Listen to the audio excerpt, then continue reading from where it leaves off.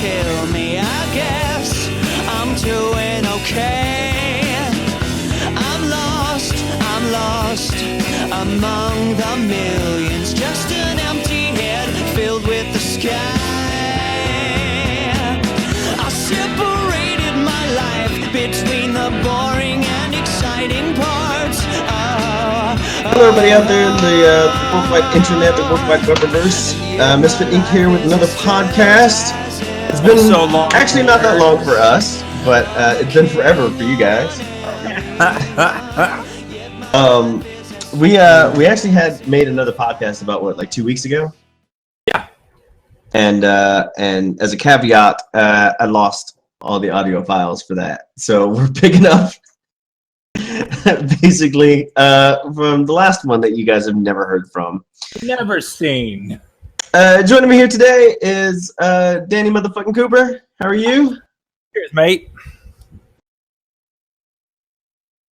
Really? Good. Yeah.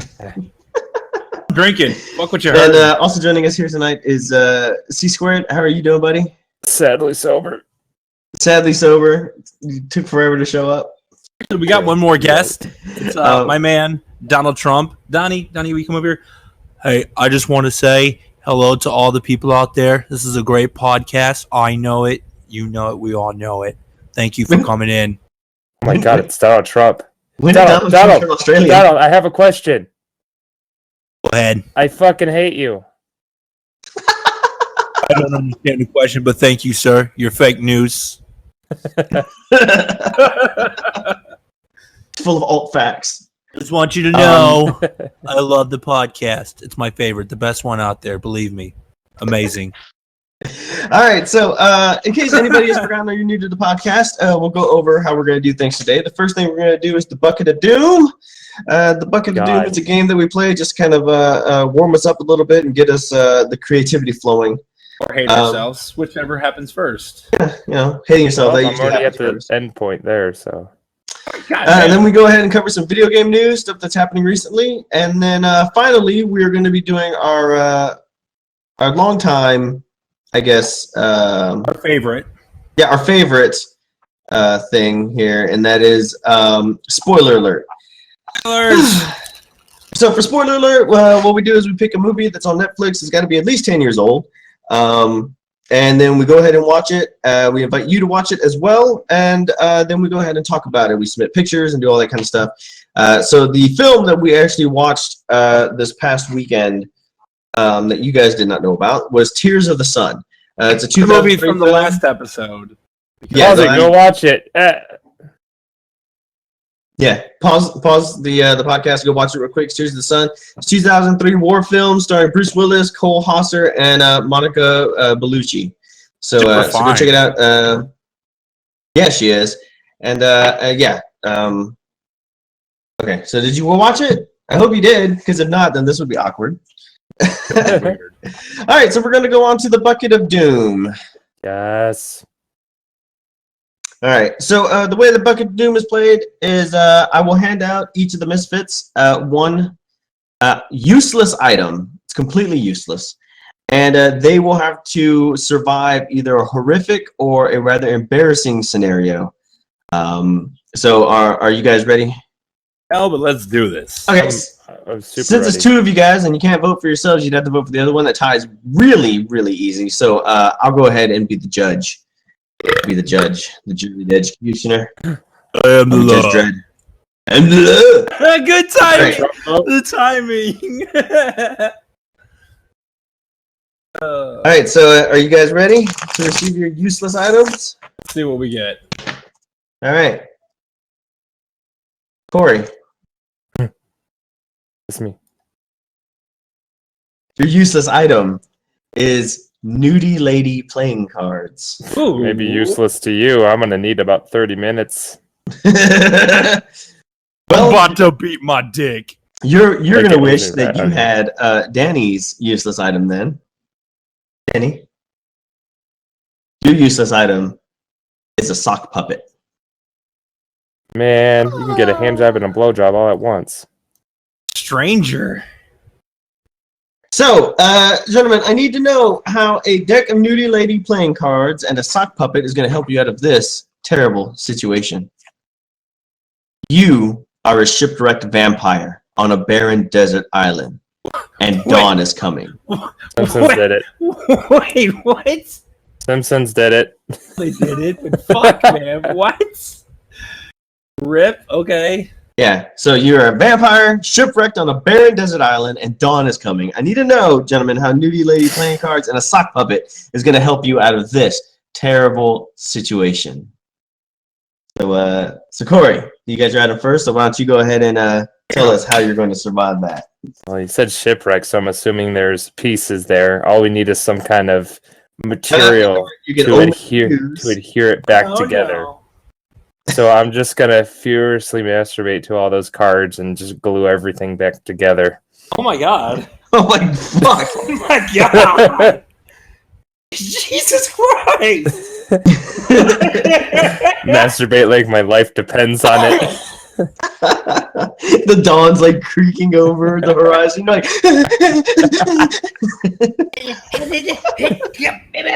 Dude. You end up repairing your boat, and you look like the dude off of Lady in the Lake, just one ripped arm. That must be that fella who's baiting all the time. Boys, what whacking in my camper? All right, so Danny, using your sock puppet, how are you going to escape this terrible situation? Everybody knows vampires are shapeshifters. Take old sock puppet Jim here, and I'm gonna turn him into a camp and hide inside of it so I can hide from the sun. Tauntaun that shit. I tauntaun that shit. I forgot. It's already back. We're tauntaun that shit, bro. So I've taken some time and considered my options. Danny, I'm a little disappointed. I know. I'll be honest with you. The point's going to Corey because of the masturbation. The That's fine. splooge never loses. But you're a vampire. You could have transformed into a bat and hid inside the sock puppet. That's what I said. No, you said like fucking You transformed you transformed the. Oh, is that what you said? That's what I To me, it said. sounded like you said you transformed the sock puppet into a camp and then hid inside of it. No, I tauntauned. I transformed and hid inside of it. What else am I gonna turn into? A fucking ant? No, a bat. Duh, Andor. Hello. Hey, ooh. All right. Ooh. Then Ooh. that consideration, you win the point, Danny. Okay. You get the point. When you splooge, you lose. I mean, it's a better term. Okay, so that's it. Corey, I don't have nothing to say to you. You're disgusting. Never said I was it. He's not wrong. So, Danny, are you ready for your next useless item? Let's do this. Danny, your useless item for the next scenario is an American football. An American football. The hand egg ball? Yeah, the American football, like pigskin friend. Right, yeah. Okay. Right. All right, here we go, Corey. Can I bait with it? You could try. In fact, you probably could. It is a tube of KY jelly. Yeah, Hey. So American football and KY jelly. So, gentlemen, I need to know how using a tube of KY jelly for an American football, you're going to get out of this terrible situation. At least it's not a sticky You- situation. Are an astronaut who's been on the moon collecting rock samples when a terrible meteor storm strikes and knocks you unconscious. When you awake, you've discovered that you've been left behind on the moon on accident. So how are you going to survive being on the moon by yourself, Danny, with an American football? You know what? I'm going to Tom Brady that shit. I'm going to throw the greatest pass ever from the moon at the Earth so that way it hits Houston. It's going to say, I have a problem. Signed, astronaut Danny motherfucking Cooper. It's just an autograph. Yeah. I'm gonna take the GOAT route, the greatest of all time, and that's what I'm gonna do. I'm just gonna roll the best pass ever at Houston. Okay. Corey. It's the goal is to escape the moon, correct? Yes. All right. You didn't say how big my tube of KY jelly was, so I'm assuming it's a giant tube because as much as I masturbate, I need a lot of it. It's just a giant one. God. I'm gonna straddle it, uncap it, and squeeze it to propel myself. Fuck it! I concede. That wins. Yeah, I don't think there's anything else to say about this entire thing. Yeah, KY2. And masturbate while I'm doing it. KY2 rocket. You're gonna write it in like that dude from that movie writing the nuke. Yeah, you're Hey, look, his arm's gotten bigger. He uses it to break the fucking the atmosphere so you don't burn up completely. I'll just coat myself in the jelly, obviously. Oh, I'm a rocket man. Jesus.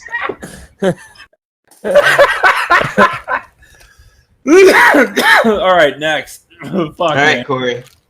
Oh. Your next useless item is a Valentine's Day card for someone called Ian. Oh man, I'm gonna get paper cuts on my dick. And Danny. Yeah. Your useless item. Technically, This is actually really appropriate. Is a Virgin, not a Virgin like you're thinking, like the company Virgin, in-flight goodie bag. So like the Virgin Airlines. right? No, You have an like in-flight Virgin goodie Mobile. bag. Yeah. So it's an in-flight goodie bag, and Corey, you have a Valentine's Day card for someone called Ian. I need to know how those two items are going to help you guys out of this dangerous situation. Oh man. You're on a plane. There are snakes on the plane. Oh, I'm so lot of tired of them. these motherfucking snakes on this motherfucking plane. So, Corey, The fuck? how's your Valentine's Day card for someone called Ian going to help you survive this plane full of snakes? Ooh, I know how I would do it. See, here's the thing. Mm-hmm. Ian's the head snake. Mm-hmm. I'm gonna confess my love to him, Mm-hmm. and he's gonna call all the other snakes off. I love you, Ian.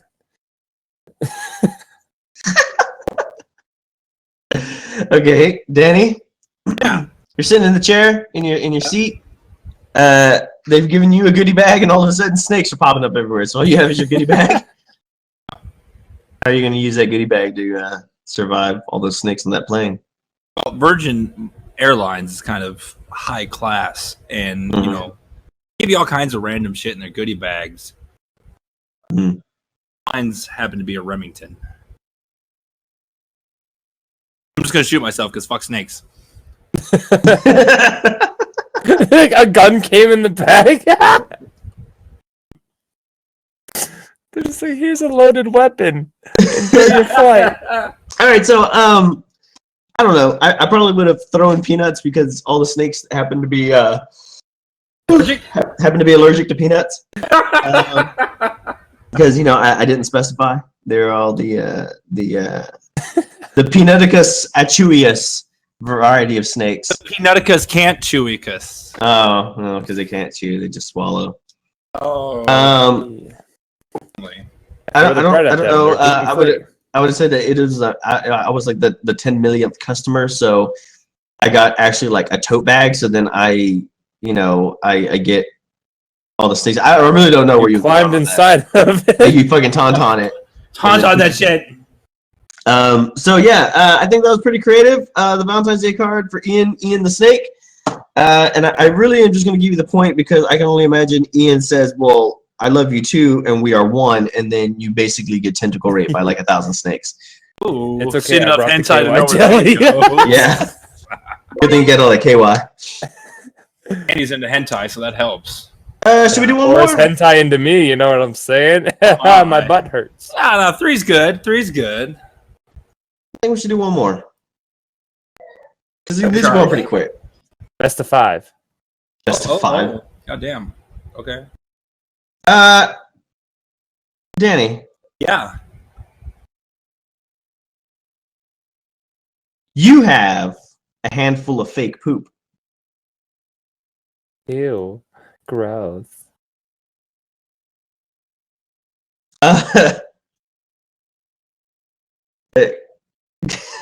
Corey, you have 10 meters worth of turkey foil. Like it's been Fuck used, is or turkey foil? I'm gonna leave that. I'm gonna leave that up to you. it's foil you shake at turkeys to confuse them. I've Oh been my God. foiled. I'm like, oh. So, gentlemen, I need to know how you. This isn't even fair, Danny. I need to know how you're gonna use fake poop and 10-meter roll of turkey foil to get out of this embarrassing situation. You've actually just finished taking a massive poo in one of your date's tiny apartment, but it just won't flush, and they're waiting outside the restroom for you to get out so they can use it. So, Danny, how are you going to use your fake poop to get out of the situation?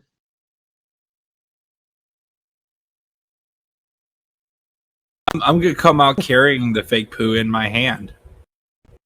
Scare her off because I didn't like this chick anyway. She didn't pay for the dinner. She probably wasn't gonna put out.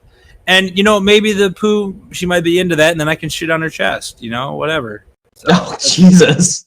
So I'm gonna bring the fake poo out and see how it goes from there. All right, so he's going to whip out the poo, scare her off. Whip it out. In the date right then and there. Right. All right.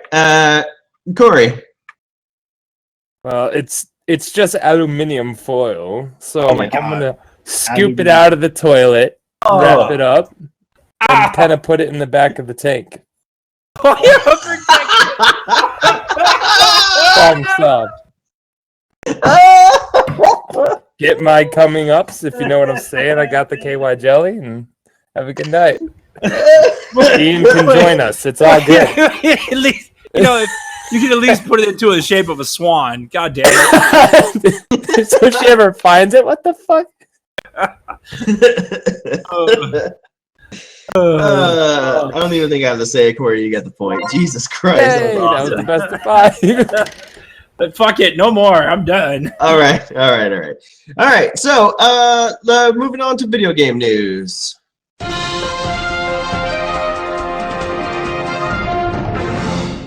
Lots and lots and lots have been going on since the last time that we spoke, which to everybody at home, like I said, it's been forever. But for us, it's only been like 2 weeks, but a lot has actually came out.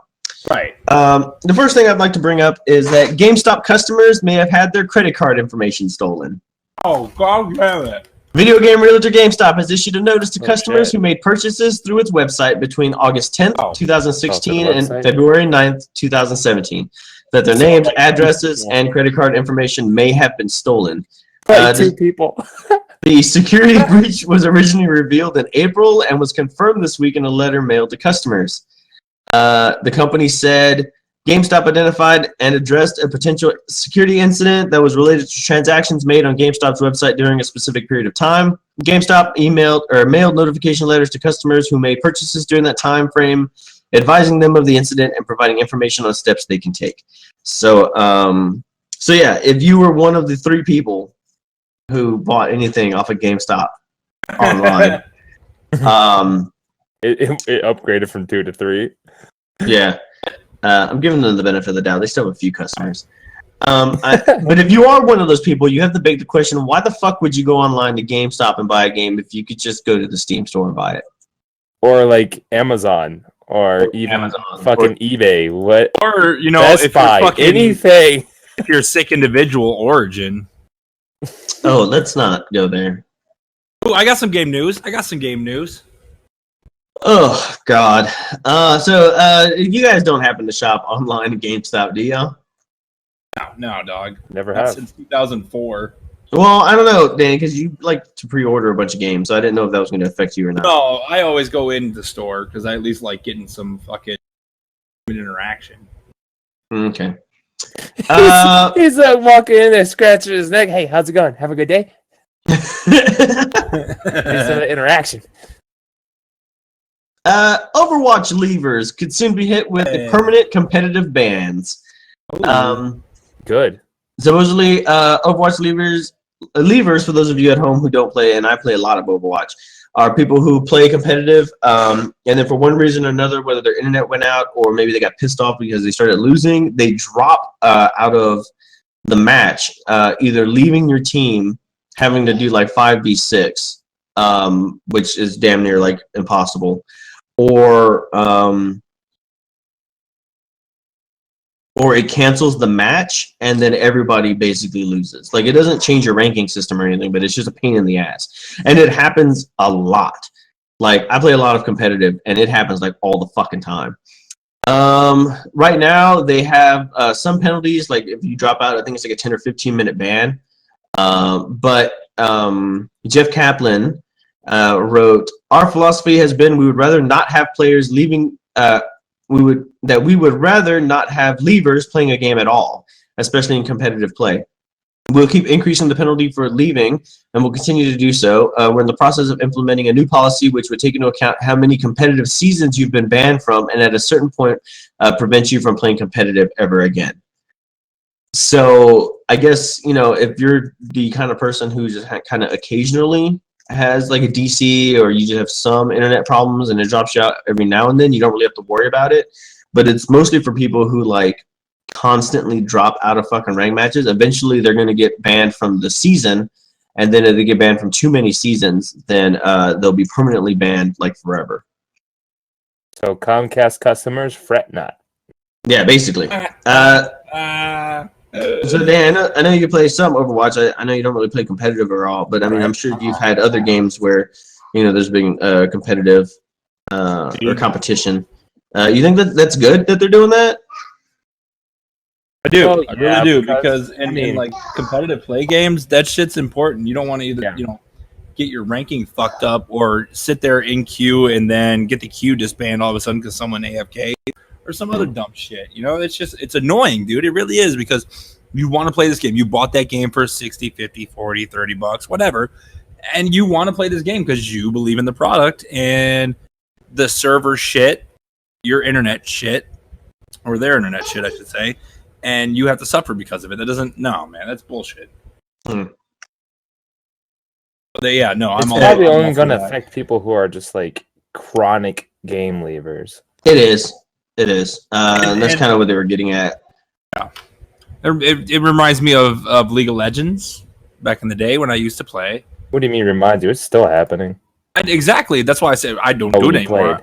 I kicked that shit, man. I kicked that habit, bruh. But it was just, it's a pain in the dick, because, you know, you're trying to compete and maybe pretend that you're at least, you know, silver 1, maybe.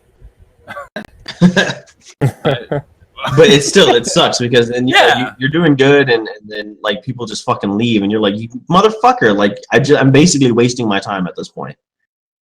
Bronze 5, because fuck. Anybody got anything else to add about that? I got more. That in particular. Any more techie news for us? I need more, man. I need more. Okay, so the last podcast grouping that we did, we were really following Star Wars Battlefront, and guess what? Yes. Star Wars Battlefront 2 gameplay footage has been revealed. Oh, it looks so gorgeous. EA has revealed the first official Battlefront 2 gameplay footage during its pre-E3 show in Hollywood, which comes after a big chunk of leaked footage found its way onto the internet. Thank you for fucking sticking it to these corps. During the EA Play presentation, John Boyega sent in a video message to announce with a big grin that his character Finn and Chrome Trooper Captain Phasma will both show up in Battlefield 2 post-launch as part of the first season of free content. That free content will include the planet Theed, seen in Star Wars The Last Jedi trailer. I'm sorry, did you just say free? Free. From EA. Is it free or freemium? No. Presenter Jania Gavenkar, who plays the protagonist Eden Versio, said all post-launch heroes, maps, weapons, and vehicles will be free for anyone who owns Star Wars Battlefront 2. Fuck me. Which is something that, if you were to listen to our last or our older podcasts, EA had this really big problem where they have freemium stuff, or they have the DLC ordering. And we actually had like a little argument Season pass for on $50 on one of their old podcasts because of this. And we said if you were going to put it in the fucking game, and even though you came out with it later, you should give it to free for the players, or make it so that way they can unlock it in game. You shouldn't like sell it. And apparently E3 heard our fucking podcast and said, you know what, these assholes are right. We're just going to give this shit away. Right. Thank you. Also, yeah, EA. What? Yeah, you said E3. Oh, my bad. Okay, so apparently you can also pre-ordering any edition of the game will get you at least 3 days early access to the beta. Plus, you also get instant access to an upgraded Epic Lightsaber Mastery Star card for Yoda while available and supplies last. What the fuck did you just say? I don't know. Exclusive Star Wars The Last Jedi outfits for Kylo Ren and Rey. Instant access to 6 Heroes and Starfighter Epic Star cards, Power Reach and Solid Freeze for Kylo Ren, Farsight and Deep Mind for Rey, and Enhanced Auxiliary Power and First Order ship upgrades for Starfighters. And you also have instant access to Star Wars The Last Jedi Millennium Falcon with updated sounds and appearances. Pre-ordering the Star Wars Battlefront 2 Elite Trooper Deluxe Edition will also net you 3 days of early access to the full game, plus upgraded versions of all 4 Trooper classes. You're reading off their spreadsheet so that way you can figure out what each pre-order tier gets you? No. Go ahead, man. Yeah. He's venting. Star Wars Battlefront 2 is scheduled for release on November 17th of this year. So there we go. I thought that we should bring in Battlefront. It looks gorgeous. I was just looking at the trailer, the video. But it sounds like to me, and this is, when this comes out, I'm gonna tag Jimquisition, Jim Sterling, my fucking idol. If you don't know him, look into him. He's great. But it sounds like there's gonna be a lot of freemium shit in this, a fee to play shit, where they're gonna. Yeah, you get everything for free, but guess what, man? You can upgrade it with some extra real life money. So go ahead, dude. Drop some money. Just do it, man. Just drop a little money. You think they're gonna do something like that? Because I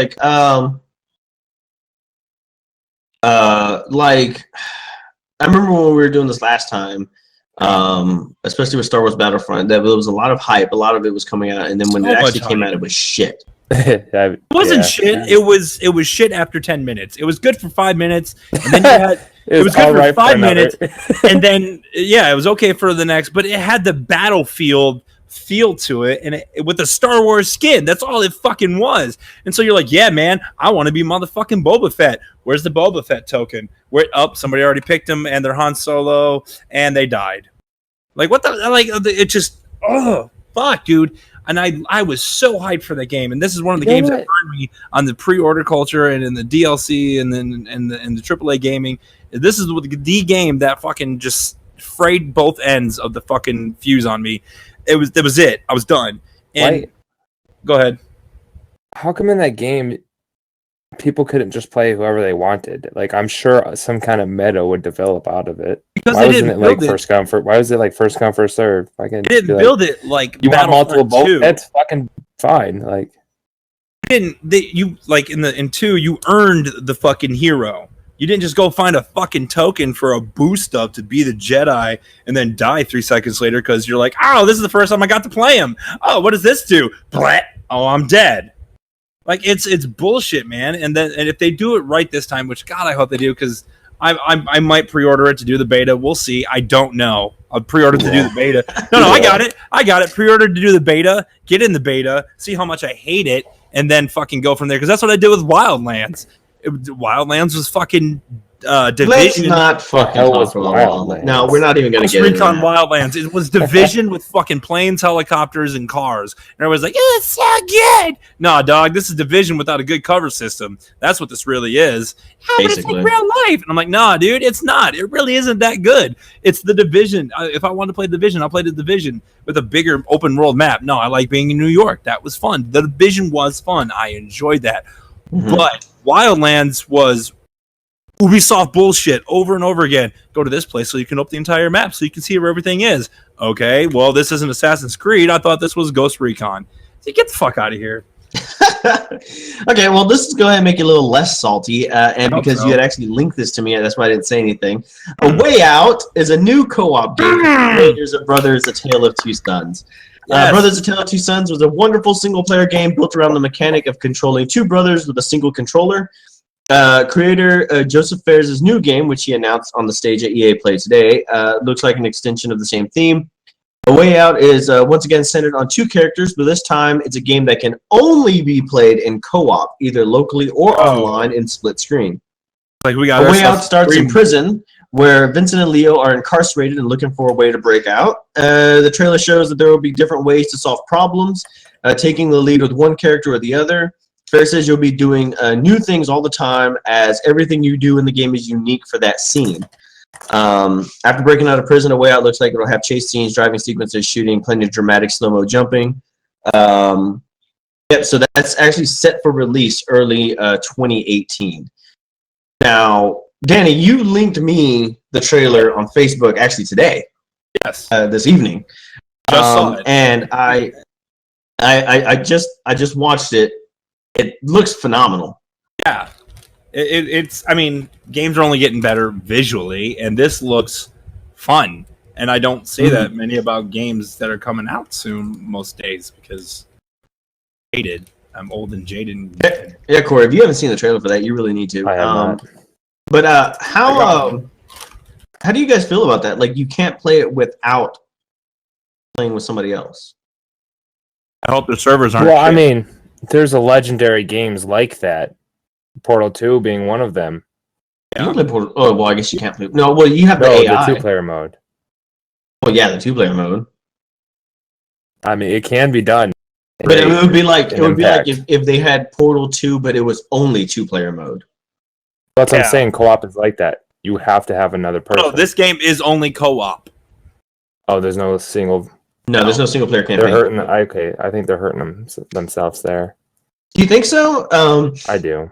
Everybody's got a friend. You don't need like 4 friends like World of Warcraft to go. Can you do online play, right? It's local co-op or online. Okay.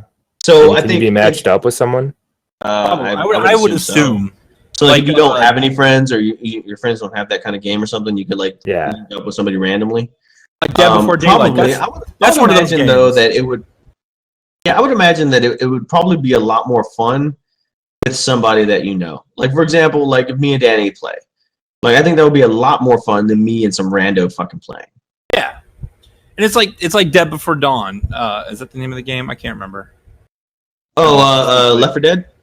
No. Dead Before Dawn. Let me go to my library and look at it real quick. It's the game that came out before Friday the 13th. Yeah, Dead by Daylight. Oh, shit, sorry. Oh yeah, Dead by Daylight. And I'm so fucking. Oh, the good one. The good one. The good one. Yeah, the good one. Yeah, and I love it. I love that game, and they have where you can match up with somebody, but nothing's better than playing with 4 friends, screaming like a bitch, trying to fucking. Where are you? Where are you? I'm in the field house. Oh God, he's right behind you. What?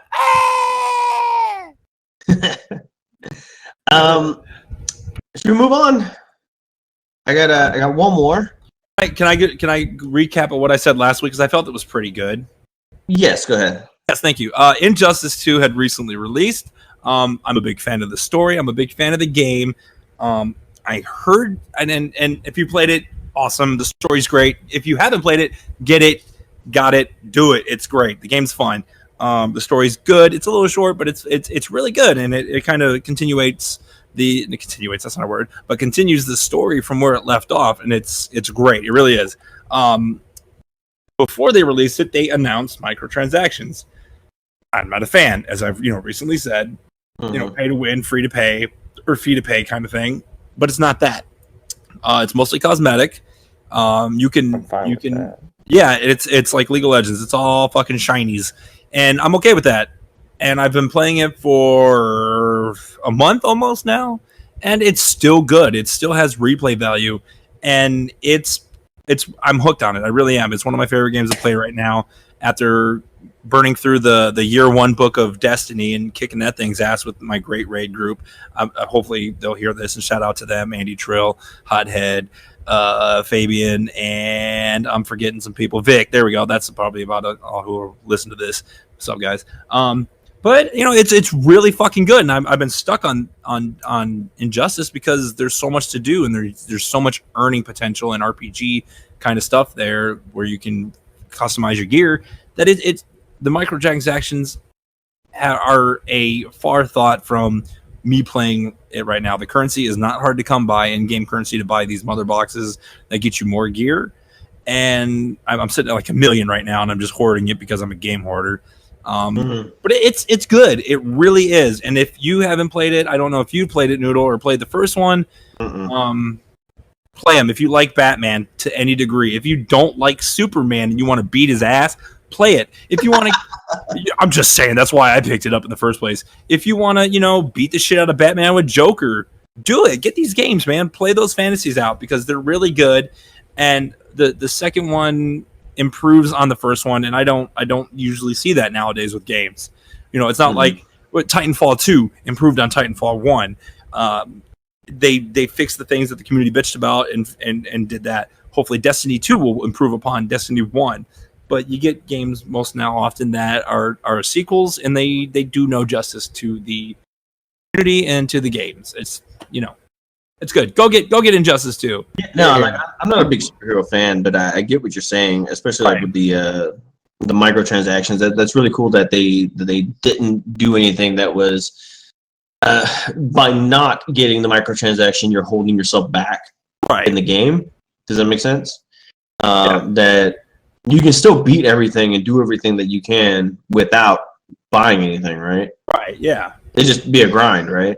It's not even that bad of a grind. Like I said, I'm sitting on 1 million coin, and I don't play online for this game. I fight friends. There's boss battles. There's these multiverse things where you can go in and challenge yourself. I'm not good at fighting games at all. But goddamn, do I try? Level 20 character. Level 20 is fuck my face in. I don't even fucking try on 20s anymore, man, because they're combos and the way they fight. I can't grasp it yet. But the multiverse things, the boss battles with friends, that's fucking cool. The boss battle has 1 life, and you 3 get 1 bar of life each to take out the boss, and go from and see if you win. And if you win, you get some pretty fucking good loot, and you get to be in guilds and shit and earn guild currency. There's 4 different kind of currencies in this game, which is a little ridiculous. 3 technically. There's a 4th that's like a regen token where you can take an epic piece of gear that you got at level 2. And re-roll the stats on it when you hit 20 to a level 20 piece of gear, which I think is fucking great. I'm all for that. And those currencies are earned through multiverse things and fighting online and shit like that. So I'm a fan, man. I am. I really am. And like I said, I'm not a good fighting game person. I don't like online fighting games. But fuck it, man. This game, it gets the seal of approval from me. There's only room in my heart for one fighting game. What game is that? Combo Breaker. Yeah, he's dead. Xbox fucking ruined that. I never played the Xbox One. Yeah, Probably for the best. It's probably for the best. Is it that bad? They did it no justice. Oh, it's not that bad. It's not as good as everybody had hoped. Yeah, they didn't relive it. Like the new Mortal Kombat kind of revitalized the Mortal Kombat genre, which they used the original Injustice to do. To use as a launching pad for the next Mortal Kombat X, which they're going to use this one for the next launching pad for 11, I would assume. But it doesn't capture the essence of the first one. It really doesn't. It's not Mortal Kombat. What are you talking about? It's Killer Instinct. I know what you're talking about. I'm saying the Mortal Kombat. Okay, I'm like, what the fuck? Yeah. It's a comparison. He was saying like, like it was Mortal Kombat series revived themselves with using Injustice as a stepping stool to try something new. And they saw that worked, and then they were like, all right, well, let's put the Mortal Kombat skin over it and say it's Mortal Kombat and add some fucking brutal deaths. The only problem is with Mortal Kombat is they had a lot of microtransactions to buy your fatalities, which I guess it's really unnecessary. That was fucking bougie. Because I also like Smash Bros. That's technically a fighter. I mean, I suck at it, but I like it. I really wanted to like Skullgirls, but their controls are so fucking complicated. I like the kick game. I don't ever remember the name of it, but you get kicked dive once kick. You lose. Dive Cake. I fucking love Dive Cake. I like the game with Yoshimitsu. I think that's Dead or Alive. DOA, yeah, that one's pretty good. Yeah. Not a Tekken fan. I guess I don't fuck with Tekken. I don't play with. Be a fighting game. What is it? Nidhogg. I don't know what that is. I'm not familiar with it. Oh man, if you haven't fucking played it, it's fucking awesome. But it's Need like to really bring back short. some It's like you play a stick yeah. figure. It's like stick death, except that you play stick figures and you're fencing against each other, and you gotta get from one end of the screen to the other. That one's good. That sounds fantastic. I've seen you play that. It's great. It's great. They need to bring back Def Jam Battle for Fight for New York? Yeah, bro. Oh my god, that will always be my fucking game. Def Jam Fight for New York City. It's all the rappers fighting It each is other in fucking the video game. phenomenal. Oh my God. Okay. Well, that kind of ties me into my last story. Okay. And I'll make the link here in a second. NBA Live 18. I know none of us play NBA Live, right? No. Okay. Well, they actually introduced a thing called The One, and it's a custom character story mode. Basically, it looks a lot like FIFA 17 and 18's career story mode.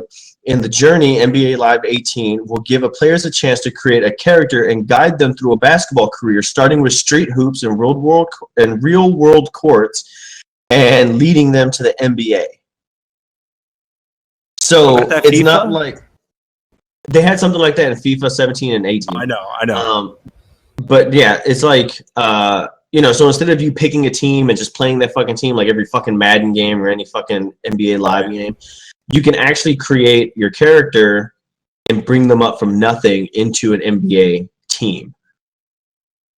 So I thought that was really fucking cool. Oh, it's a career mode. Yeah, like a career mode. Exactly, it's a career mode. And like this kind of ties into Def Jam Fight for New York because that was actually one of the few fighting games where you didn't just pick some pre-generated fucking character. I mean, you could, but you also had the option to create your own custom character and get them to go through the whole fucking game. Your own fighting style, how you look, the answers that you give to people, like everything. And that was something that I fucking loved about that game. Def Jam, not NBA Live. Right. But anyway, I thought that was cool that more games are introducing more of this RPG element into their games. And I don't know, maybe I'm just one that I really like management sims or, micromanaging your games. Yeah. But they have a football manager that if I gave a shit about football would probably be one that I'd really like. And it was where you become a manager of basically a soccer team. Yeah. And you have to do all like the trading, like the background. Like you don't actually do the playing of the fucking game. You do everything else. So I think that those kind of games are cool. But like I said, I don't give a shit about sports. So I just thought that was really cool when I discovered that. The last sports game I remember thoroughly enjoying was fucking NFL Blitz 2000. Was that on the 64? Yes. Yeah, they ported it from the arcade. It used to only be in the arcade.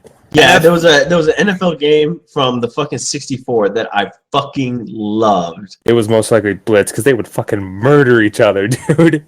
Mm-hmm. My favorites. Wayne Gretzky.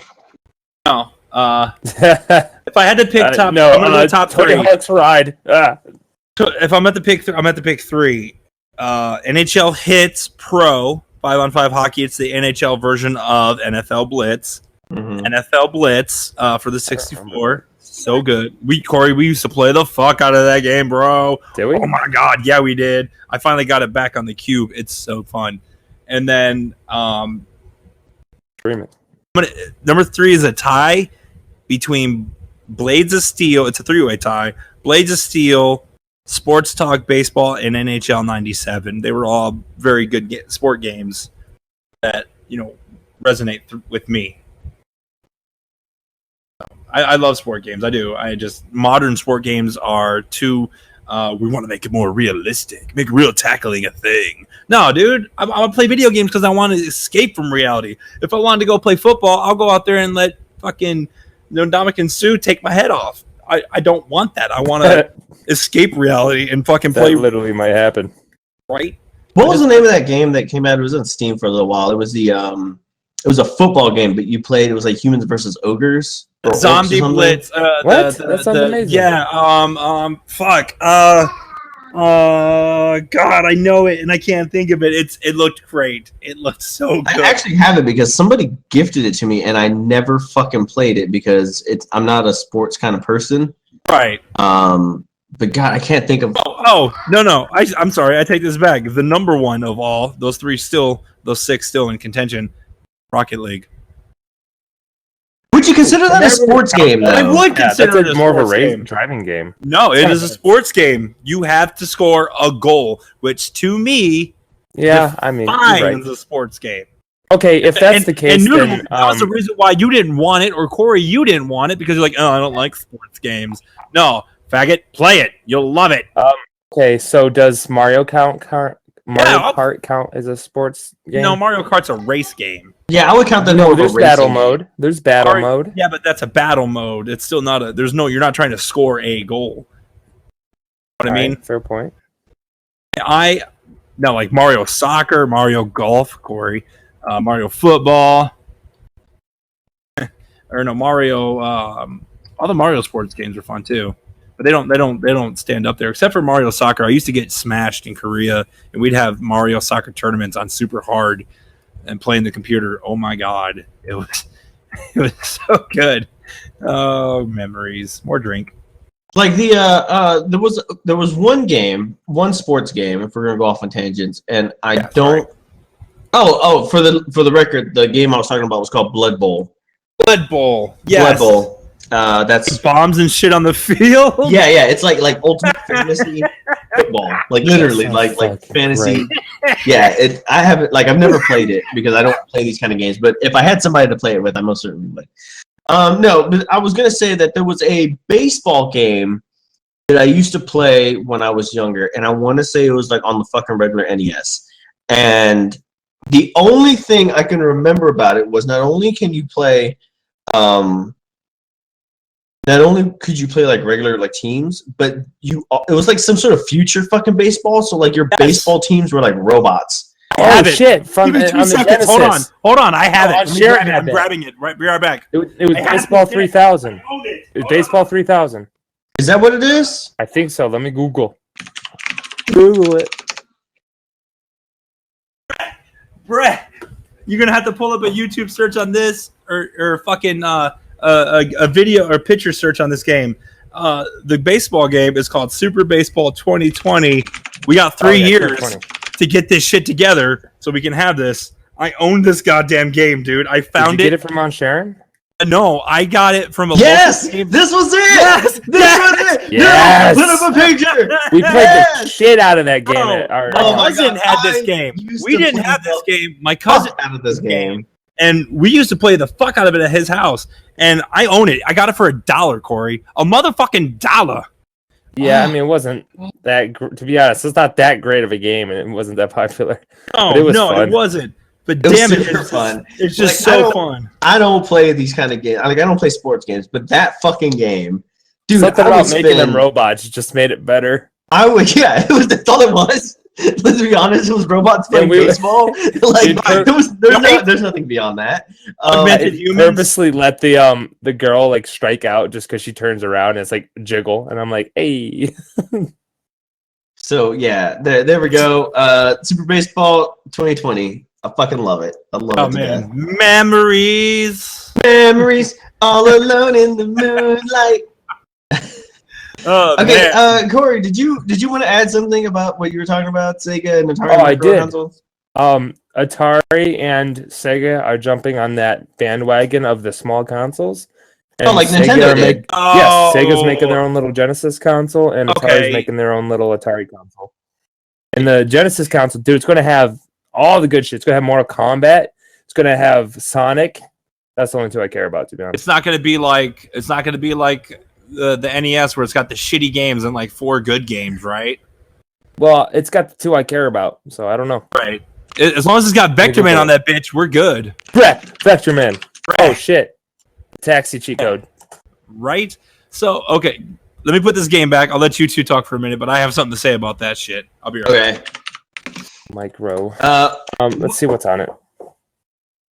It's not launching into the fall, but The only one that I used to like religiously play on the fucking Genesis was Gunstar Heroes.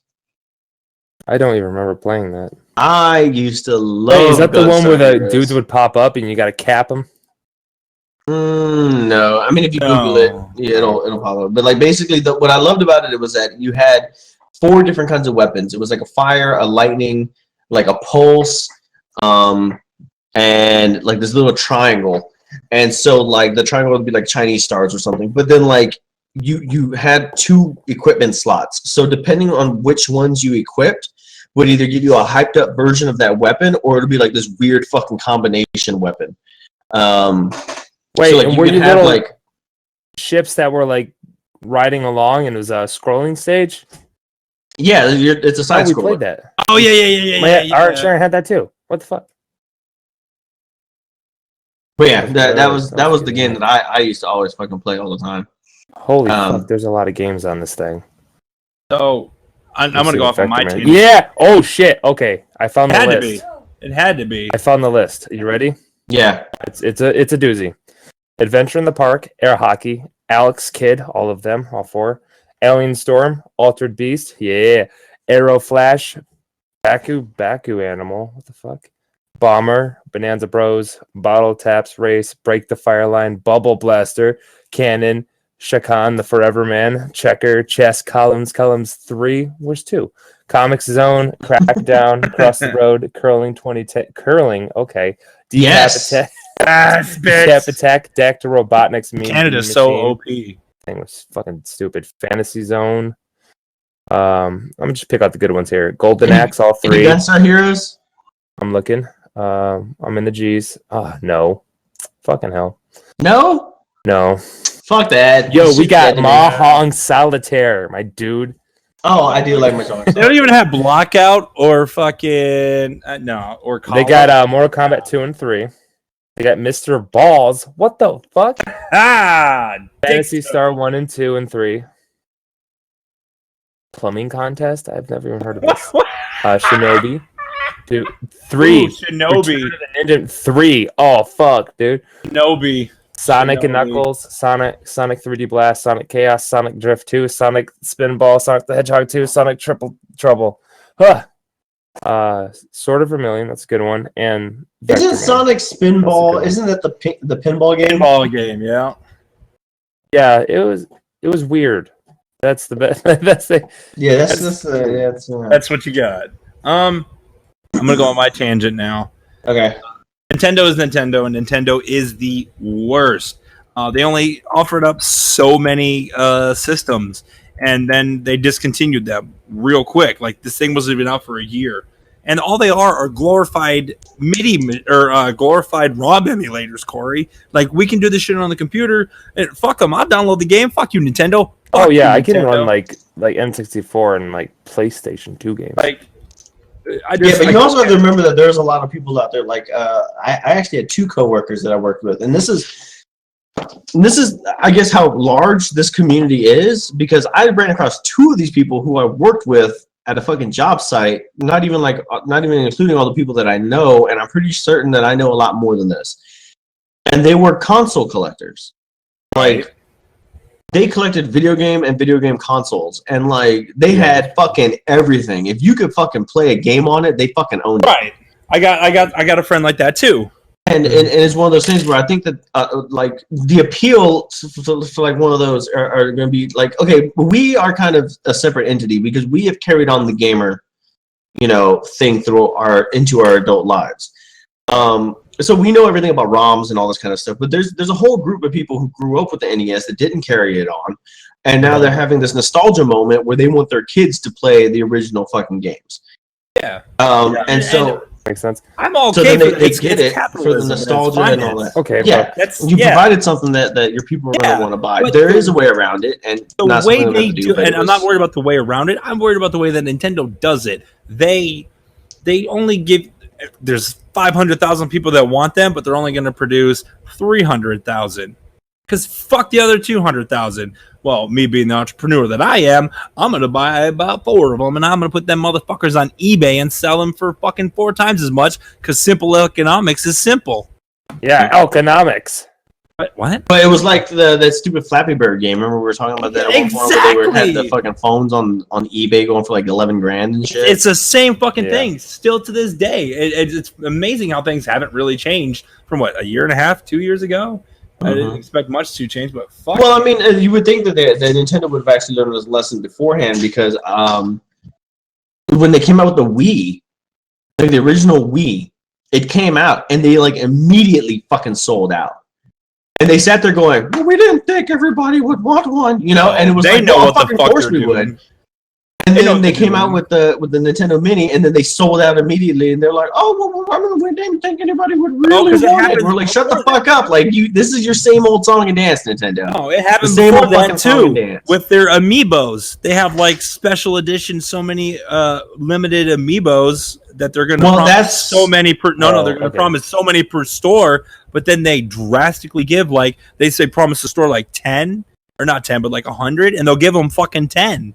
It's like they know what they're doing. They're not fucking dumb. They know what they're doing. Well, with those, is they're creating a collector market for them.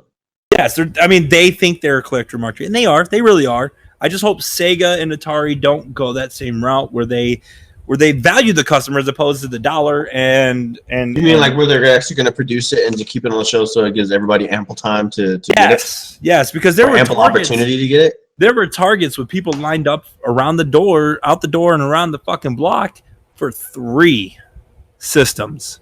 Targets were getting 3 systems. That's fucking egregious, dude. If I was at Target and I only had 3 systems, there's a line outside the door, I would tell my associates, hide them. Randomly. In the store. Chaos. So, like, they put one behind a box of fucking, like, I don't know, Oreos. And then, like, the other one is, like, hanging on the rack, like, behind some kids' clothes. And then when they come in, they're like, do you have them? And they're like, we have exactly 3 of them in the store. And they're somewhere. May the... play a game. Yeah, basically, and make, like, everybody, like, rip through your fucking store trying to find it. Like, now that I say it, that sounds like a logistical nightmare. But still... I'm down. Put one behind a box of fucking Triscuits. Yeah. So, are we ready to move on? I think we're done. Yeah, I think we beat that dead horse. Yeah. Okay. All right. So, on to spoiler alert. Spoiler alert.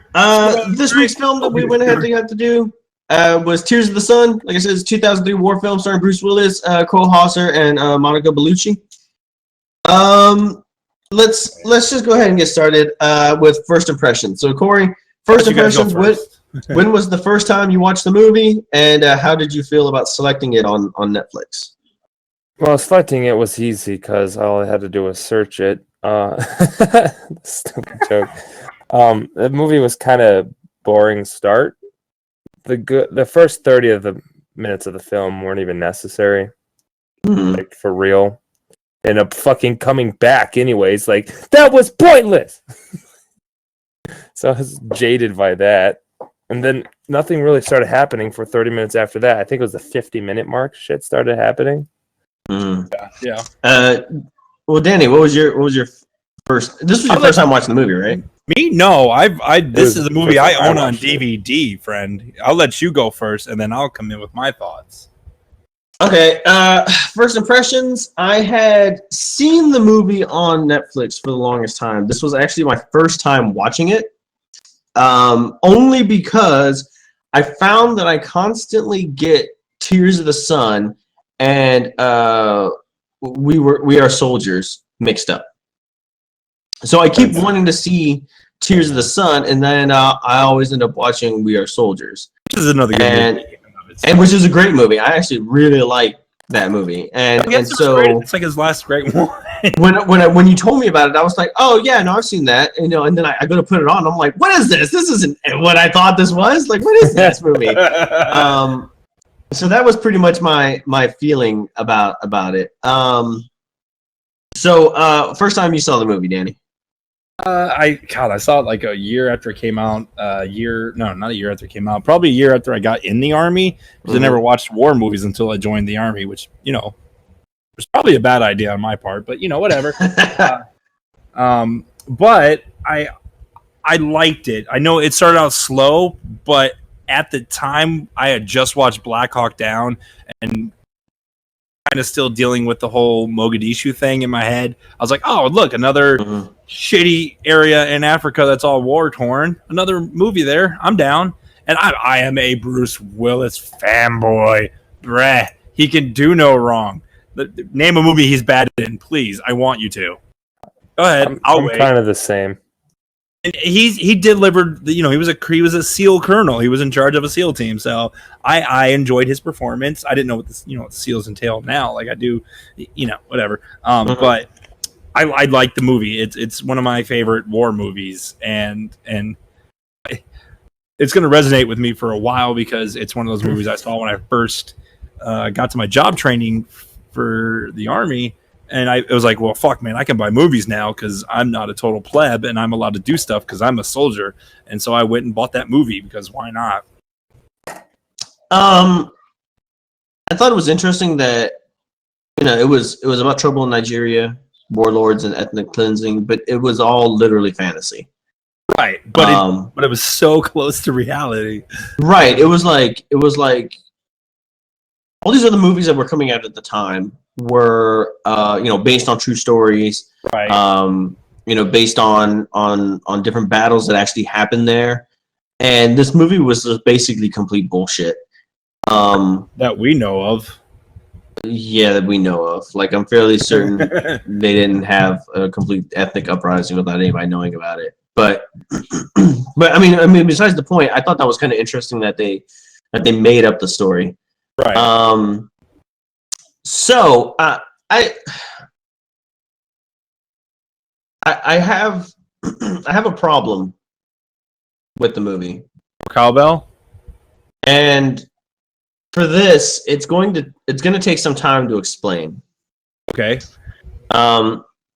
So let's start off with and their mission is to go pick up the 3 foreign nationals and the American citizen by marriage, right? Right. Yes. Which is already a fucking stretch, right? Right. Then they said that okay, so then they go to the mission, right? And they try to tell the doctor chick that we need to go, and she's like, I'm not leaving my people. And they're like, okay, well, I guess we'll take your people, right? Right. After the phone call that said they're probably not supposed to take the people. Here's the thing, and this is what made me stop, and I literally had to do math. Okay? Yeah.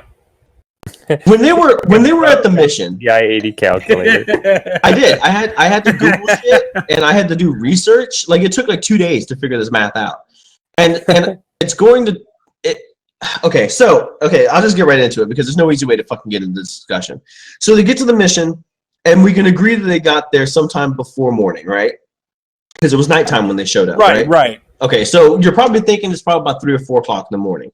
Now, I reviewed the film. I actually watched the whole beginning of the film 4 fucking times to make sure and double check that I was fucking right, okay?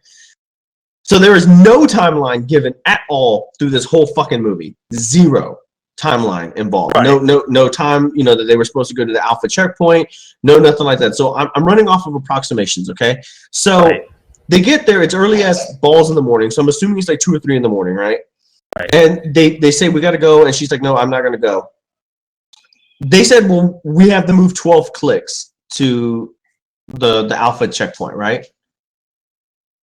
And so I'm like, okay, 12 clicks? That's not too bad, okay? No, bro, that's 12K. That's fucking rough. 12K is 7.5 miles. That's still pretty rough for injured people and people who aren't used to movement like that. Okay. I'm going to get to that. Okay, so they have to move 7.5 miles, I will grant it, through the fucking jungle with no road or anything to get to this fucking point, right? Right. So double that. All right. So they, instead of leaving immediately, they let everybody pack their shit, right? And so when they go to leave, it's already like in the middle of the fucking day, right? So Yeah, right. Can we agree? I don't think it was this. No. I don't think it was midday. It wasn't midday. It wasn't midday. It Okay. was maybe just after sunbreak. Okay, for the purposes of this argument, and I will go back to the sunbreak argument, okay? But for the purposes of this argument, let's just agree that they left at noon. Okay? Let's just say they got a late start. Man, that's a stretch. That's a stretch. Okay, that's a stretch, but follow me on this one, okay? Okay. All right, so then they're going, right? 12 clicks, 7.45 miles. They left. Then they get to this point where they're like at the fucking, they're at the river, and they're like, we got 5 people that are trailing behind. We need to hurry up, that kind of thing. The token black guy tells fucking Bruce Willis, he's like, dude, we're only 5 clicks in, and there's still 7.45 miles to the extraction point. What? He doesn't know. He's a good shooter. He was the sniper. He doesn't know. No. No. For those of you at home who don't know, I'm going to reiterate that. From the mission to the helicopter pad is 7.5 miles. How the fuck do they go almost halfway and they still have 7.5 miles to fucking go? Now, beyond this continuity thing, wait. Did they? Hold on. Did they opt to go to the second extraction point? No, they were going to the Alpha extraction point. Okay. They weren't going to go to Bravo until after they came back. Okay. So now they're somehow traveling fucking like 15 or 16 fucking clicks.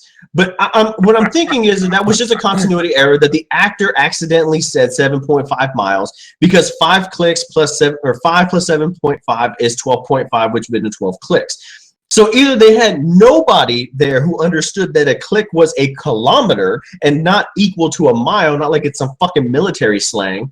Like, oh, this road is not 35 miles an hour, it's 35 clicks an hour. No, that doesn't work, okay? Right.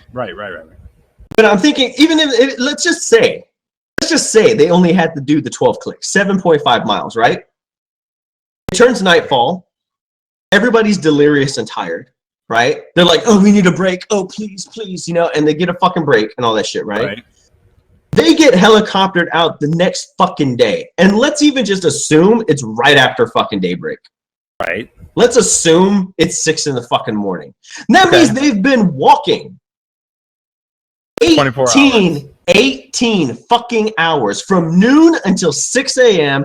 to go 7.5 fucking miles. Okay.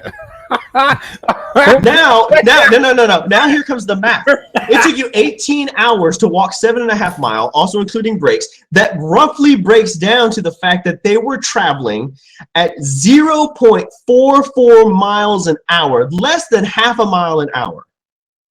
Ooh. How fast is a walking speed? The average human walking speed is anywhere between 2.5 and 3.5 miles an hour.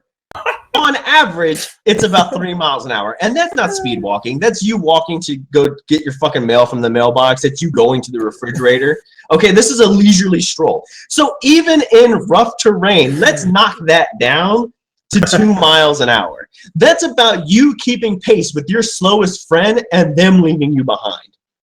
Okay? So it would still take you only 4 hours to travel 8 fucking miles. Even if you had a 30-minute break every fucking hour, it would still only take you 6 hours. Right, they slow. So I had to keep it going. How fucking slow were they fucking going? Apparently, the average human speed for crawling is 1 meter per second or 0.45 miles an hour. Is this an adult or a child? An adult. So an adult would have to crawl 16.66 hours in order to do 7.5 miles. Oh, fuck. I'm going to repeat this again. 16.5 hours to crawl 7.5 fucking miles. You motherfucking went Rain Man. And they would have beat these fucking refugees by an hour and a half. How fucking slow can they fucking be? Now, okay, let's say that it wasn't 12 clicks. Okay? Let's say that they fucked up and they didn't know that there was a difference between clicks and miles. So they actually meant to go 12 miles, right? Okay.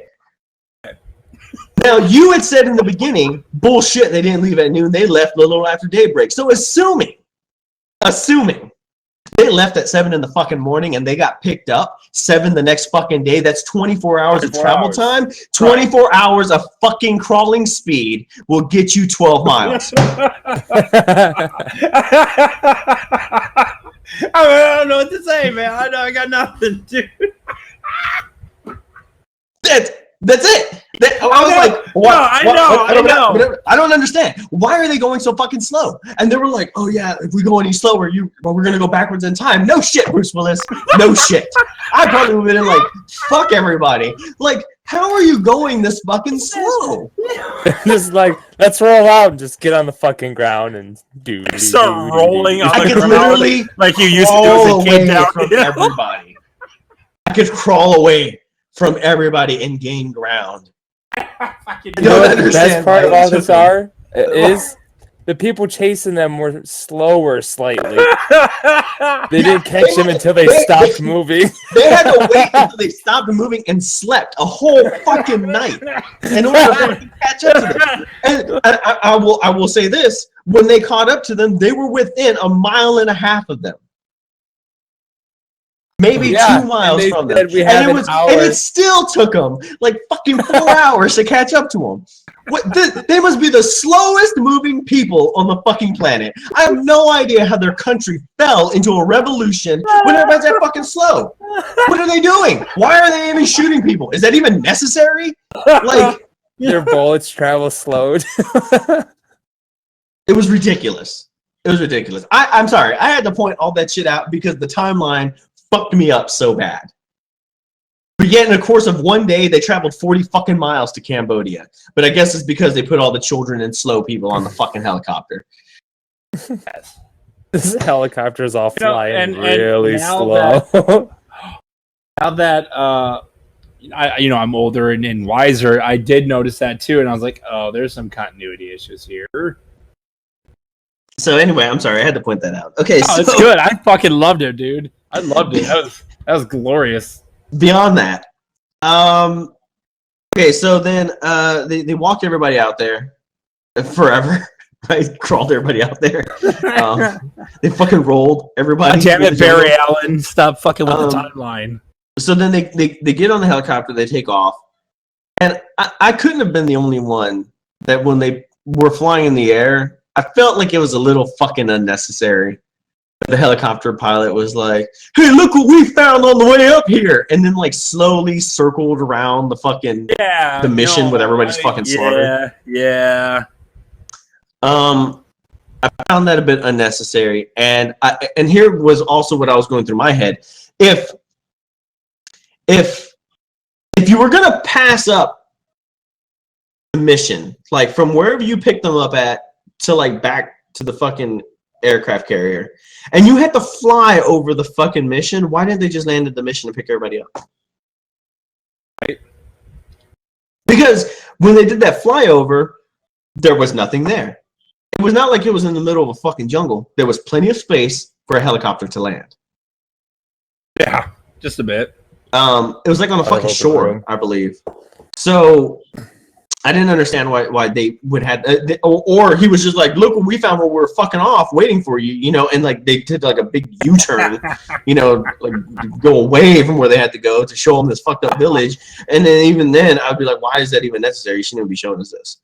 And then they get back, right? Because he's like turned around, and in real life that pilot would have been fuck you, and he would have kept flying. like who the fuck do you think you are, lieutenant? Well, guess what? I'm a fucking captain because I'm a captain to fly this fucking helicopter, and I'm saying we're going back to the fucking airbase.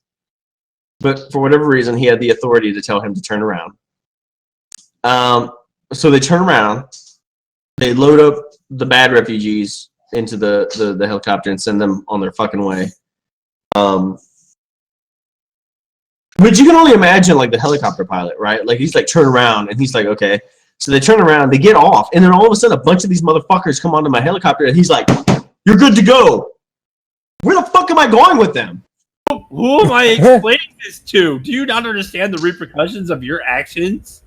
So speaking of repercussions, which there are none, how do you get on the fucking radio with your commanding officer, and he's like, what are you doing? Why do I have a helicopter full of these people? And you're like, I'm going rogue. And he's like, well, good luck. What? Sarah Palin, It apparently. would have been like, no, we're sending you a fucking helicopter right now. You're fucking getting on the helicopter with her, or you're going to face court-martial when you get back here and serve fucking jail time. You know what I mean? Like, that would have been like the least of my fucking words is good luck. We can't send nobody else in there. Fuck you. You just sent somebody. So there was that. So And there's then- that. And then the only other note that I got is that fucked up village where they were cutting off the breast of that woman. Yeah, dude, that was fucking And hardcore. they killed the baby. Oh, Yeah. Yeah, they killed the baby. Spoiler alert. A homeboy who was, getting, going to get doused with fucking gasoline and shit. it's pretty hardcore. It was that there was some pretty gruesome shit in that.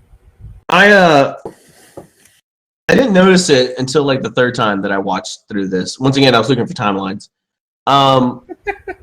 They crawl up, to the village, Literally.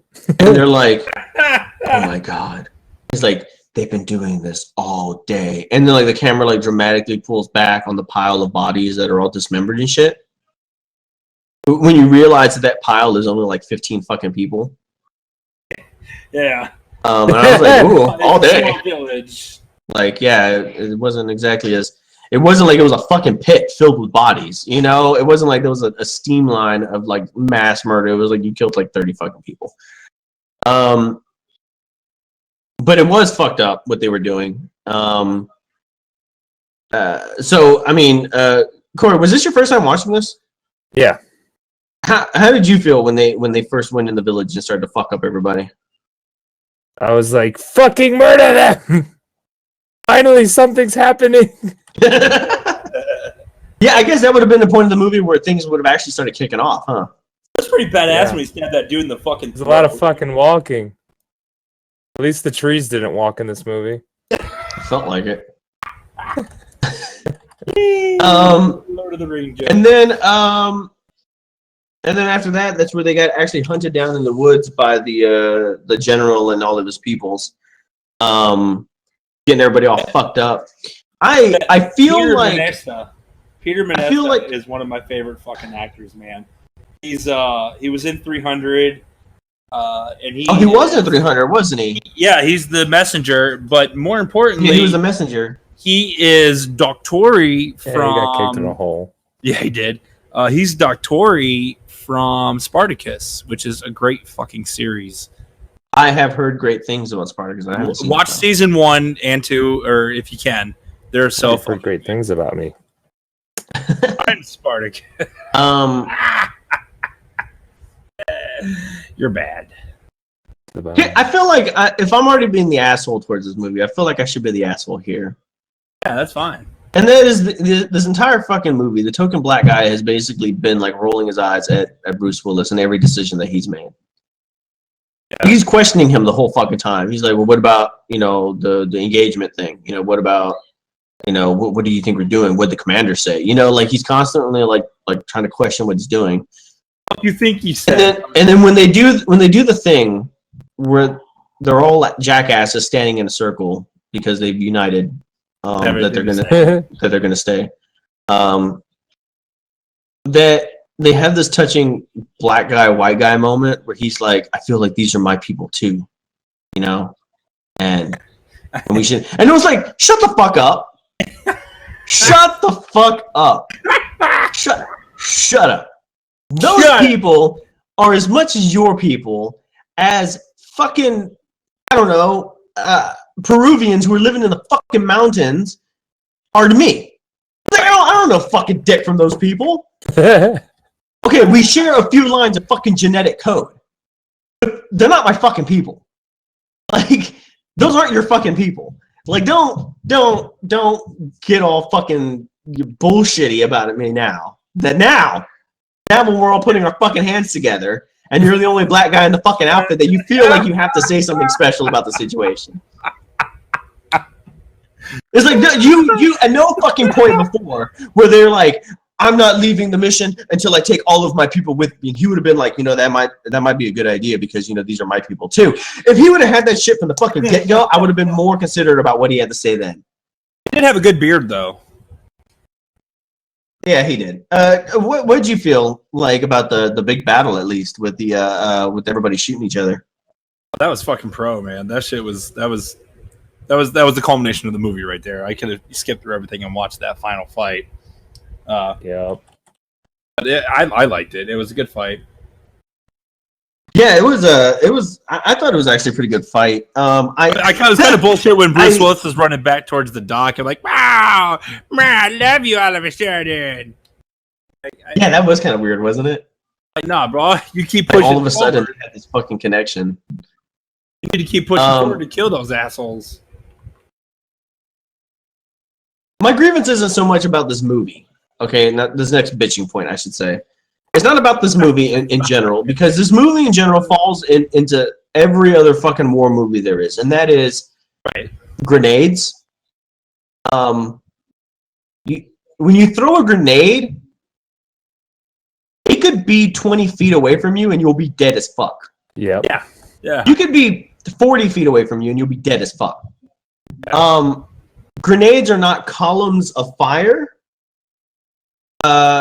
This isn't an episode of fucking Power Rangers.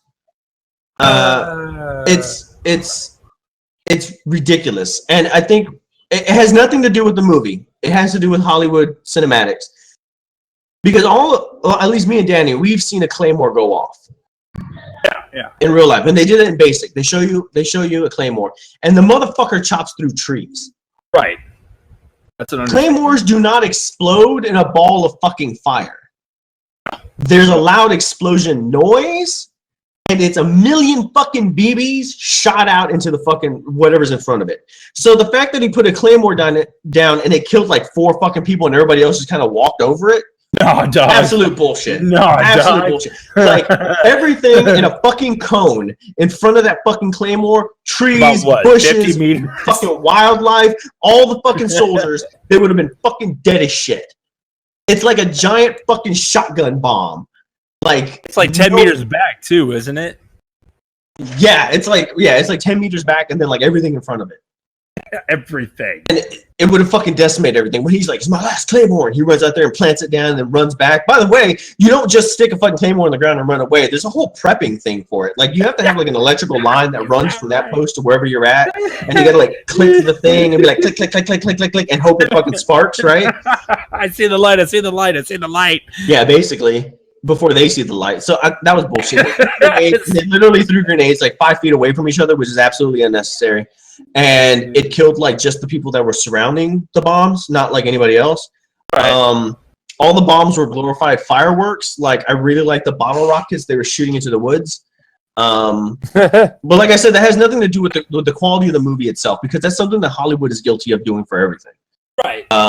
And it's to make the battle seem bigger and more dramatic than what it is. Because if you actually saw real life explosions, they're not like grenades don't explode in fire. They're like it's like poof, and there's dust and shit everywhere, and basically everything in the circle is dead. It's very anticlimactic. Like if you were to see a real life grenade go off, it's very scary, but there's nothing to see. Right. It's just all noise and sound reverberations through the fucking ripples in the sky, and that's it. The fucking sound will kill you. The blast will scramble your brains. No, it will kill you if you're close enough to it. Yeah. So there's that. That was my only grievance with the battle. Really, that was my only grievance with the battle, because them fighting and running away, I'm glad so many of them got killed. I think it's bullshit that more of the soldiers got killed than the refugees. Although they were going down pretty fucking bad too. They were. I appreciate them. They took a lot of attention to detail with flagging each other. There wasn't a lot of flagging each other. They did the peel off, and I was like, okay, that's all right. Yeah, I did notice that, and that was something that I like, because I really hate when you have these soldier movies like fucking Predator, where they're just all standing there waving their guns back and forth, and you're like, no, you're actually fucking killing everybody on your team. Suppressing fire! Yeah, we will provide suppressing fire! It's like, shut the fuck up. This is a genre of film that is really hard for me to get into. War films are not my forte. There are very, very few war films that I actually like. One of them is We Were Soldiers.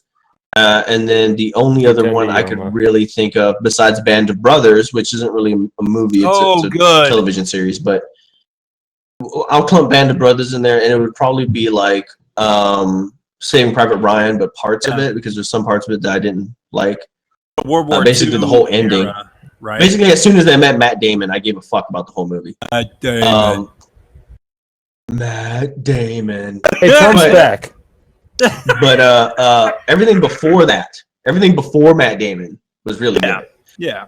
Have you seen 210 to Yuma or Yuma or whatever it's called? No, although I have heard wonderful. I've heard great things. But see, here's the thing: is that it's war movies in general that just leave a bad taste in my mouth. One, my biologically assigned male parental unit used to get like shit-faced drunk and watch war movies, so they automatically have like bad for there. Daddy issues. Got it.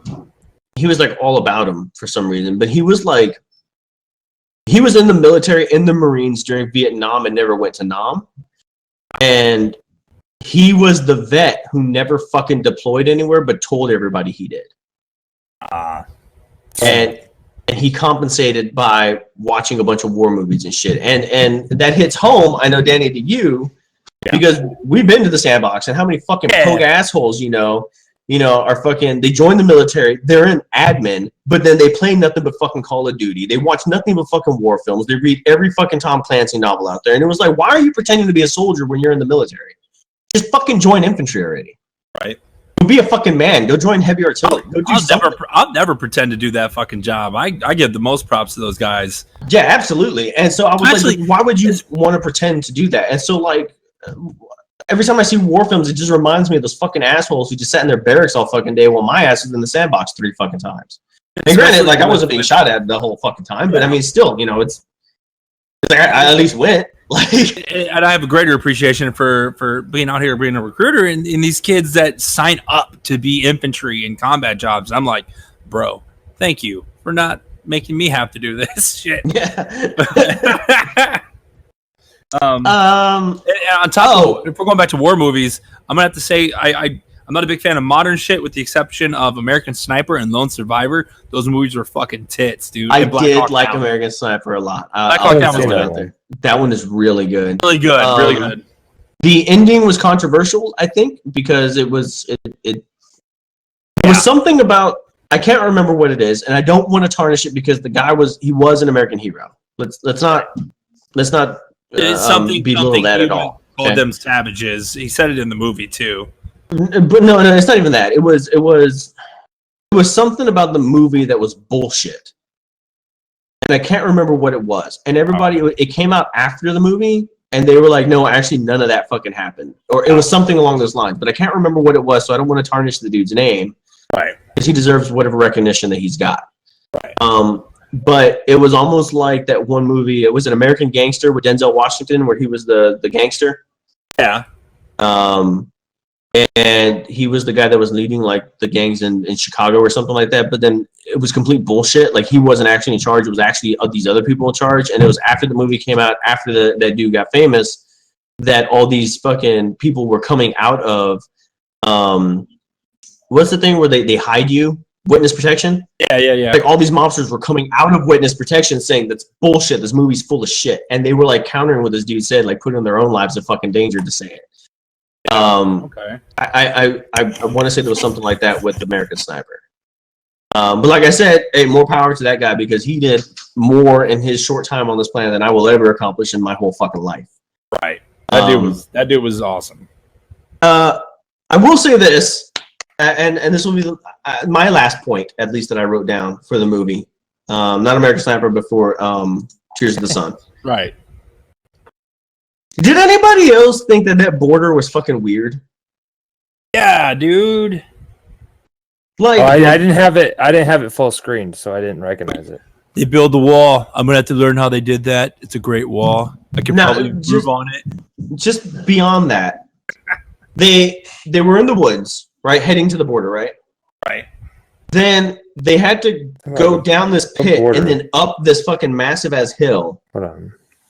It was at the very end of the movie where they were trying to get everybody to the border of Cambodia or something. I thought you were saying like a border around the movie or something. Like, what the fuck are you talking about? No. Like the actual border between countries. Jesus Christ. So they go down this ravine, right, across this little bullshit, like little lake creek thing. Then they go up like this fucking hill, and it goes up, man, like fucking forever, like goddamn mountain face, right? And then they crest the top of this fucking mountain. By the way, there's nothing there. And all of a sudden, it's a fucking parking lot. And then a gate. It's like they literally ran up a fucking mountain, and at the top of this fucking mountain is your border crossing with the fucking parking lot, like fucking dusk till dawn. And the goddamn border crossing with a full contingent of soldiers, by the way, on the other side of this fucking, in the middle of fucking nowhere. And they're all like, no, you can't come in, no. And it was like, fuck you. Like, why is this even here? Like, how very convenient that this was literally at the top of this fucking hill. It's not like there was a road that went up there. Right? They just it's not like there was a road that led out of the fucking woods and it just, led to the border crossing, and that's why they had the gate and the fence and the contingent of soldiers there. Like, it was literally like if you walked across the fucking desert of Texas and stumbled onto the fucking Mexico where there is portions of the wall, and there's a fucking gate in the middle of fucking nowhere with the parking lot and a whole bunch of guards just standing. And it was like, what are you even doing here? What are you doing here? I mean, touche, I suppose. But I just thought that was really fucking weird. I just thought it was really weird. Yeah. So that's all I have to say about the fucking movie, and I said quite a bit. Does anybody have anything else to say about this movie? Boring. I liked it back in the day. I have problems with it now, of course, but it's still a movie that's near and dear to my heart. And watching it from when I was a wide-eyed, bushy-tailed private to a crusty old sergeant now, it's a lot different. It's a lot fucking different because I haven't really watched it for a while. All right, well, let's give it some final ratings. Danny, how would you rate the movie? I give it a SEAL Team 3 out of 5. A SEAL Team 3 out of 5? I thought that was a good rating. It's good, but it's not the best. The amount of people that survived off his fucking team? Still SEAL Team 6, but It's SEAL Team 3.5. All right. Corey, what's your rating, man? I give it a MS Paint out of Photoshop. MS Paint out of Photoshop. Okay. Yeah, you can make shit with it, but it's still gonna be shit. I don't know, man. Have you seen some of those MS Paint pictures? Yeah, but they put time and effort into it. They didn't put neither of those into this. I'll give my rating, and then we'll say we go to pictures, and then we'll do questions after that. Yeah. My rating, as you guys may or may not know, if you got 2 hours to blow or 2 hours worth to blow, I say do the drugs. Put the movie down. Don't bother. Move on to something better. Like an aneurysm. All right, so should we do pictures? Yeah, we should. It's your time. Yeah, we should. All right, so who should we go first? Danny, since you actually like the movie, let's go ahead and see your picture. Throw it over Easily here. my favorite. This is what I thought of when I. I'll drop mine in chat when it comes up. I dropped it in, Corey. Go ahead. That's good. That's good. It's so much better. That's good. Yeah, but that was That's a good one. That's fucking great. Holy shit. Thank you. I'm so happy about that. I shouldn't be happy about that, but I am. Best. Oh man. All right, so Corey. Well, here's my shitty drawing. That's a thing. It's uploading. Hold on. Oh, there it is. Get on the top, but no.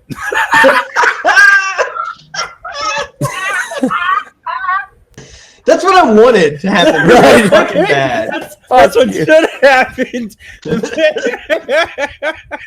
a great That's picture. what would have happened.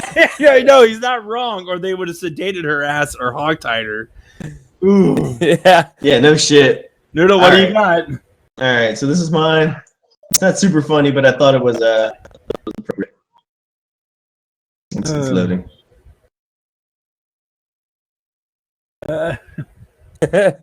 All right, so this is the point of the movie where he's like, "Give me your food," and he was like, "Well, I don't like roast beef anyway," and he gives it up. Bullshit. Bullshit, he didn't like fucking roast beef. Roast beef is one of the best fucking MREs you got. It's next to beef fucking stew. I mean, it ain't no chicken teriyaki. Let's be honest. I would give that motherfucker up Also, any day of the chicken week. and salsa, Brett. Chicken and salsa. Oh my God. Well, actually, that one's not too bad. That was my favorite. Like chili mac, you don't give it up. This dude gave up his straight fucking that shit. He gave up his fucking roast beef. Right? He's the real fucking hero of this movie. Is that Randy Let's be Couture? honest. Is that Randy Couture? I'm pretty sure it's him. So there we go. That was my picture. Of the two, I will have to say that Danny, you get the better picture. Oh, thank you. I don't think you're gonna rate that, but Corey, I think that you also are gonna go ahead and get the Essence Award. Yeah. Out of that one. So that's good. There we go. Yeah. So the points, as it stands right now, Danny, you have 2 points. Two points. And Corey, you're sitting at a nice salty 4 points. Nice. Nice and salty 4 points. So there you go.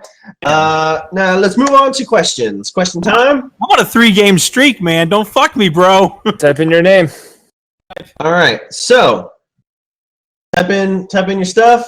Don't hit enter. Remember, when I say go ahead and hit enter. It'll serve as a buzzer. When you say go. All right, question 1, worth 1 point. Okay, and this question may be worded awkwardly. Okay, but I tried my best. Okay. When they first approached the village with the Zippo man, the guy about to get lit on fire, Right. instead of going through the village, in what direction is suggested to Bruce Willis that the unit go around the village? I.e., what cardinal direction? Go. Danny? I'm not even buzzing. West. West is incorrect. Yeah. Me! 25% chance. Why not? Go ahead. What do you think? North. North is correct. Ding, ding, God ding. damn it, that was my first thought. Hey!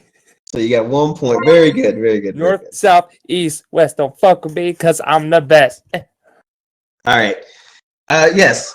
He's like, we could go around to the north, so that's what that was. I vaguely remember that. East, All west, right. south, north. The next question worth 2 dose points. Dos Vidania. Dos puntos. What is the name of the aircraft carrier that is predominantly shown throughout the movie? Go. Danny? Eisenhower. That is incorrect. Damn. Oh, I guess I'll try. Star Spangled Banner. That is incorrect. The name of the aircraft carrier was the USS Harry S. Truman. Oh my God. They said in the very beginning of the movie. All right, so nobody gets the 2 points. Nobody. Moving on to 3 points. Here you go, Danny. If you get this one right, you guys will be tied. You need it. Everybody ready? Yeah. I've done it. All right, we're 3 points. What are the only 2 animals seen in the jungle, with the exception of birds, no birds? What are the 2 animals that were seen in the jungle in the movie? Go.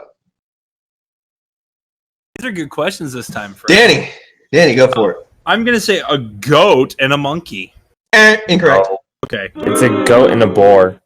That is incorrect. What? Well, it's a boar and something else. It was a wild hog. Boar is an Okay. acceptable answer. And a baboon. When they were doing a close-up on the bad guys chasing after him, they did this weird close-up on this fucking baboon in the tree. Baboon is a I monkey. don't remember that. What the fuck? A baboon Yes, you said a is monkey and a goat, though.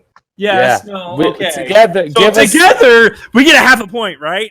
No, Both get 2 no. points. Good We job, both get Corey. 2 points. Good job, Corey. Brother All right. rage in this bitch. You ready for a Jeopardy question? Yes, no, but Set a fuck. rager. All right, so set a wager. Private message me.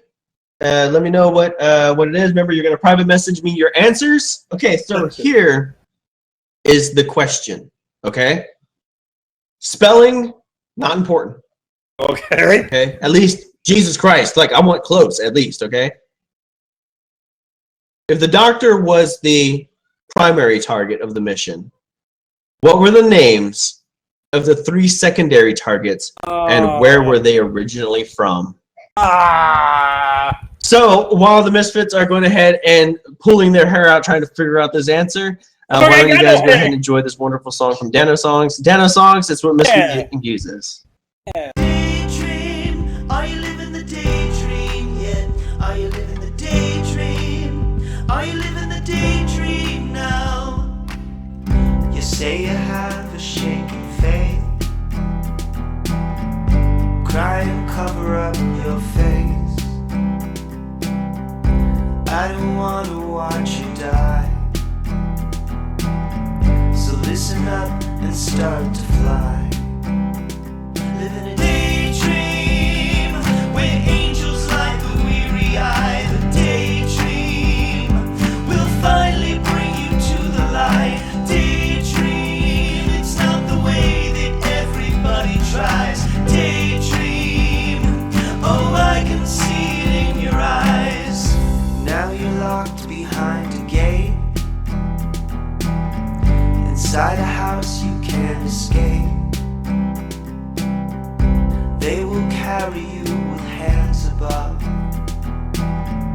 to a place you'll finally love.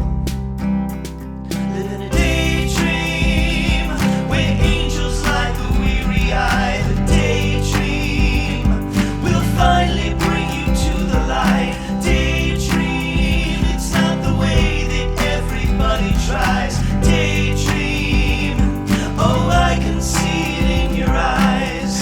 You're not the person that I've known. I still tried to get you on the phone. You said you need a faster beat. Now you're living in the street. Nothing left for food or rent. Is this what you really meant? Is this what you really meant?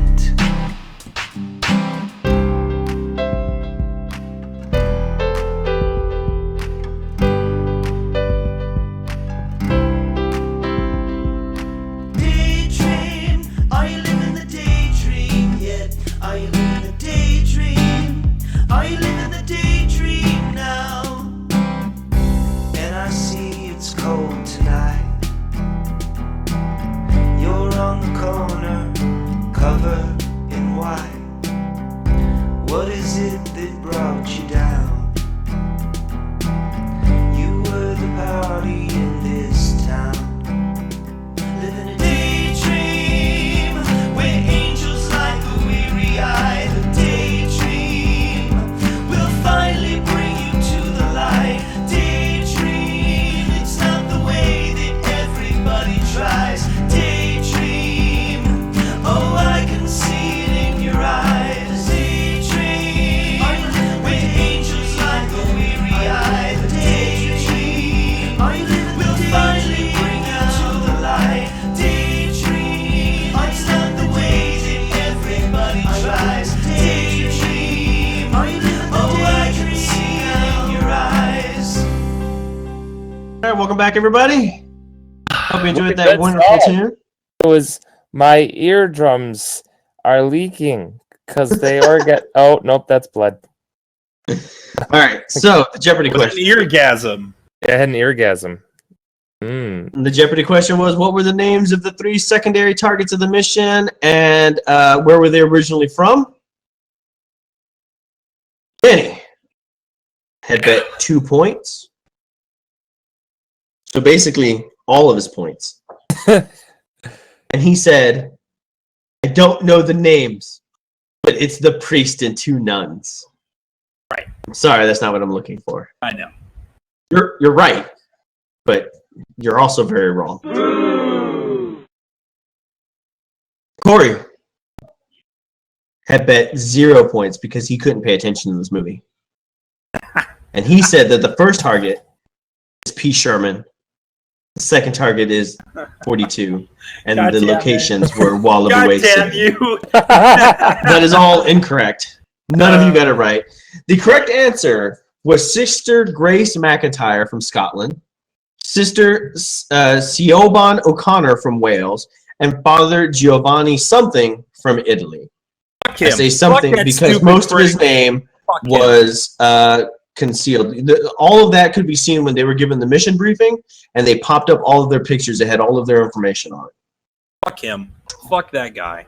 So there you go. Easter egg. So that means that with a whopping 5 fucking points, Thanks, brother. Corey is the winner of today's podcast. Get fucked. I did. Good job, Corey. Good job. So why don't you go ahead and tell us our homework assignment for next week? The Life Aquatic was Steve Zissou. The Life Aquatic Was Steve Zissou.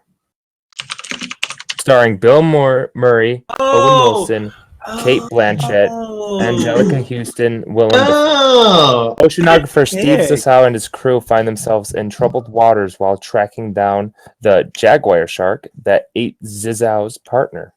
You know, I have actually heard a lot about this fucking movie, at least when it first came out, that it was amazing, but I never watched it because I'm not a big fan of comedy.